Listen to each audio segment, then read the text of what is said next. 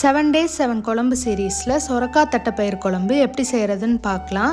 இதுக்கு medium size சொரக்காய் ஒன்று இந்த மாதிரி கட் பண்ணி வச்சுக்கோங்க. 1 கப் தட்டைப்பயிரை நல்லா ஊற வச்சு 3 விசில் விட்டு எடுத்துருங்க.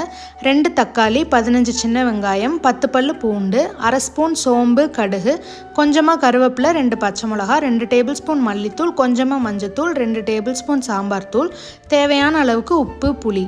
இப்போ 1/2 டேபிள் ஸ்பூன் நல்லெண்ணெய் சேர்த்துட்டு கடுகு சோம்பு போட்டு அது பொரிஞ்சோடனே கருவேப்பிலை, பூண்டு, வெங்காயம்லாம் சேர்த்துட்டு வெங்காயம் கலர் மாதிரி வர அளவுக்கு வதக்கிட்டு அரைச்சி வச்சுருக்க தக்காளி அதில் ஊற்றி எண்ணெய் பிரிஞ்சு வர வரலும் வதக்கிடுங்க.